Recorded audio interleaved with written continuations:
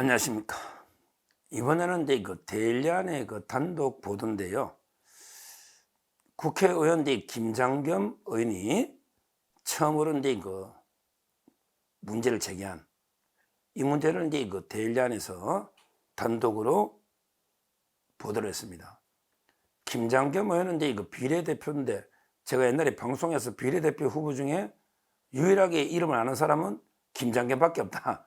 이래가지고 이제 제가 한번 화제가 됐는데, 김장겸 의원은 이제 MBC 사장 출신으로 언론 정상화, 언론 자유를 위해서 엄청나게 고생하고 노력하신 이런 이제 훌륭한 국회의원입니다. 지금 비례로 돌아서 과방위에서 이제 맹활약을 거기에 한번 보세요. 과방위 누가 있나 저쪽에 최민희, 김현, 노정면 뭐 완전히 무지막지한 자들이 있잖아요. 거기서 이제 아주 잘 싸우고 있습니다. 김장겸 의원이. 이분의 국감에서 엄청난 걸 터뜨린 거예요. 내용은 이제 뭐냐면요. 지금 박문진이라고 있잖아요. MBC 대주주죠. MBC 대주주 박문진. 이게 심각합니다. 이걸 빨리 정상화시켜야 되는데, 임기가 원래 끝나가지고 이진숙 위원장이 새로 임명했는데 이사들을. 근데 박문진의 이사장 권태선이죠. 이자가요. 이사 2명하고 이제 재판을 가처분을 걸어버렸잖아요. 이자가. 근데 원래 말이 안 되죠. 이게 임기가 끝났으면 이제 소송할 수 있는 자격이 없거든요. 근데 이걸 강재원인가 판사 있잖아요. 영남대 놓았다고 강재원 행정법원에. 이런데 좌파 판사가 이 가처분을 인용해가지고요. 지금도 박문진 이사장 하고 있습니다. 권태선이가. 왜 그러냐면 이제 가처분에 대해서 물론 이제 방통위에서 적시 항고를 해가지고 고등법원에 지금 심리는 하고 있는데 아직 한 달 다 돼 가는데 결론이 안 나와요.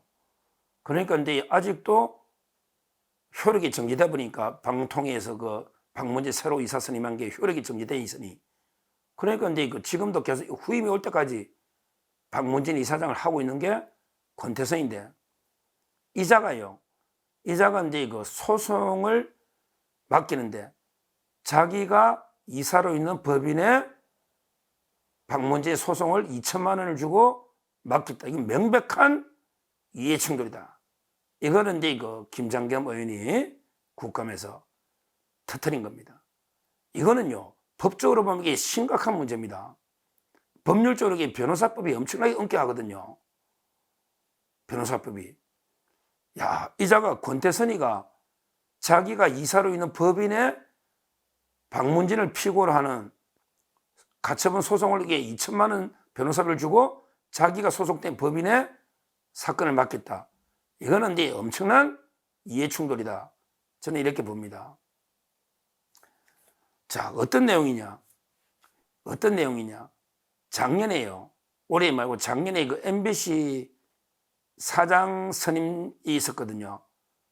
근데 작년에 MBC 지금 사장이 안형준인가 그렇잖아요. 안형준.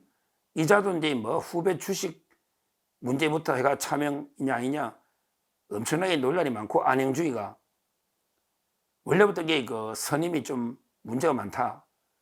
근데 이자가 또 고소를 많이 당했어요. MBC 우리 제3노조에서 노동절날 행사를 하는데 사내복지기금은 전체 직원들이 복지기금을요, 민노총 산하의 MBC 노조 있잖아요. 민노총 산하. 거기에다가 몰래 4천만 원씩 거기만 지원해 준 거예요. 행사한다고. 전 MBC 직원의 복지기금을 민노총 산하의 MBC 노조가 1, 2, 3, 3개 있잖아요. 근데 민노총 산하의 노조에만 4천만 원씩 몰래 지원해 줘가지고요. 또 이제 MBC 3노조 우리 우파 노조 있잖아요. 그래서 이제 안영준하고 그다음에 민노총 산하 노조 MBC 거기 이호찬 노조위원장이거든. 이호찬 2명을 이렇게 고발해 놨어요. 왜? 노동법상에 공정하게 대표할 의무가 있는데 공정 대표 의무 이걸 어겼다 이거죠. 이런 식으로 MBC 안영준이가 진짜 문제가 많아요. 그런데 이걸 이제 사장을 선임을 하는데 이제 선임 절차를 중재라. 안형준이가 이제 부적격자니까 MBC 사장 선임 절차를 중재라. 이런 식으로 이제 가처분이 들어온 거예요. 박문진을 피고로 해서 작년에.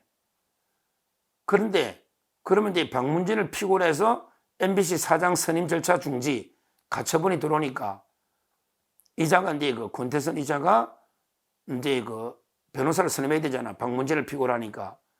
위원장이니까 자기 권한이죠.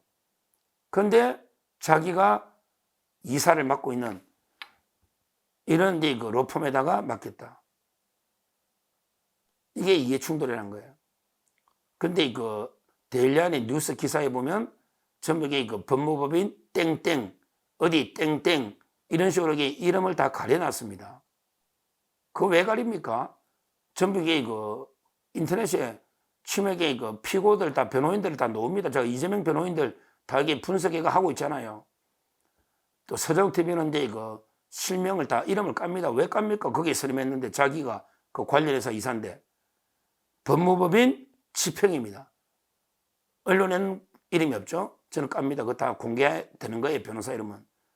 법무법인 지평을 2천만 원 주고 권태성이가 선임했다. 근데 권태성이가 법무법인 지평이 설립한 법정책연구소의 이사다 이 말이에요. 근데 그건 뭐 법정책연구소나 지평이나 형식상은 이게 별개 법인처럼 돼 있어도 지평에서 설립한 법정책연구소 이사 7명 중에 권태성이가 이사다 이 말이죠. 근데 이런 걸 왜 설립할까요? 이런 게 저는 사건 브로커라 봅니다. 사건들 많이 끌어오는데 돈 주면 변호사법에 다 걸리잖아요. 사건 소개해주고 돈 받으면 걸리거든요. 그러니까 이제 그 법정책연구소나 형식적으로 이게 법정책을 뭘 연구하겠습니까, 로펌이. 그러면 이게 그 법정책연구소 이사로 등재해놓고 사건을 이게 지평으로 끌어오는 거예요. 그러면 이제 자기가 그 뭐 연구소에서 얼마씩 리베이트 쪽으로 얼마씩 뭐 혜택은 보겠죠. 그러나 이게 공짜로 그 법정책연구소 이사를 사례 아무것도 안 주고 그냥 공짜로 할까요? 로펌에 보면 이게 사건을 유치하는 직원들이 많아요.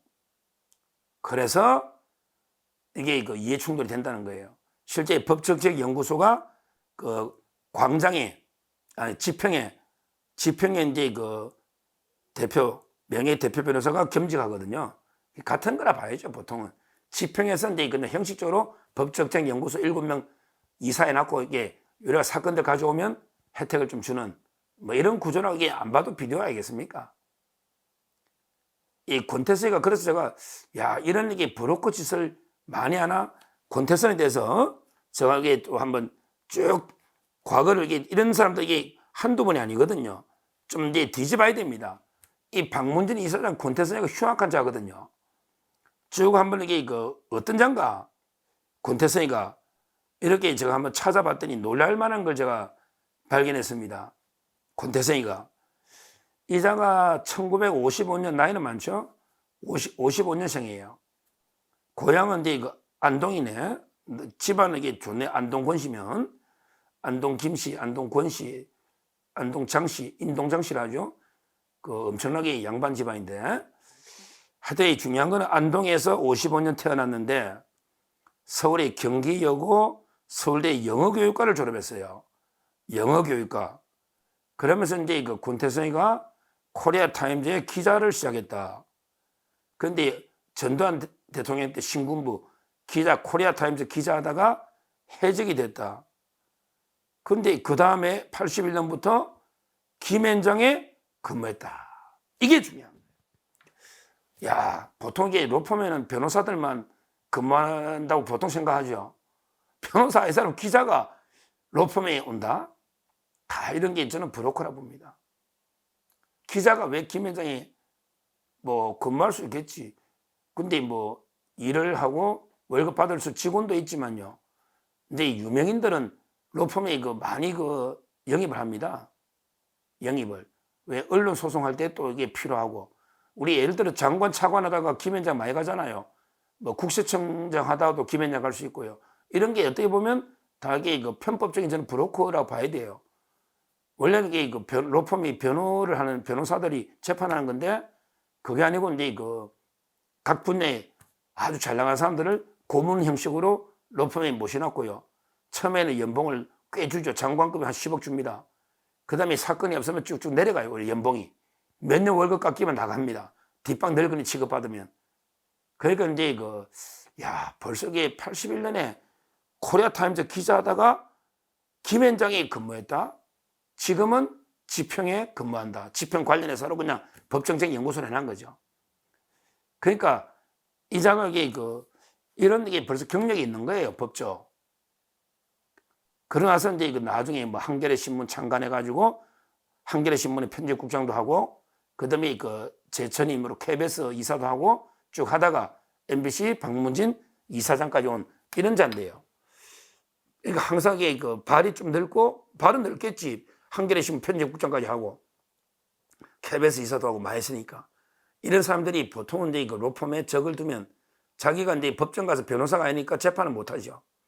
근데 이런 식으로 사건을 가져오거나 밀어주면 거기에 그만큼 몇십 프로테이지나 혜택이 있겠죠. 이게 법조계의 부끄러운 관행입니다. 관행이에요. 그러니까 저는 이번에 권태선, 박문진 이사장이 박문진을 피고로 하는 가처분 소송. 가처분 소송은 이게 한두 번 하면 끝나기 때문에 제일 짭짤한 소송이에요. 제일 간단하죠. 한두 번이 끝나잖아요. 신속하게. 근데 이걸 2천만 원을 지평에다가 자기가 이사로 있는 관련해서 이사로 있는 지평에다가 사건을 몰아줬다. 수임시켜줬다. 이거야말로 이게 최악의 이해충돌이다. 왜 그러냐면 이게 우리나라 로펌이 수백 개 있으면 그 입찰을 붙이면 자기가 관련되는 거는 빠지는 게 맞죠.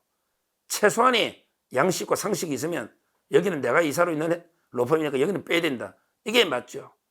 근데 좌파들한테 그런 양심과 상식이 있습니까? 이거는 명백한 이해충돌로 저는 조사를 해야 되고요.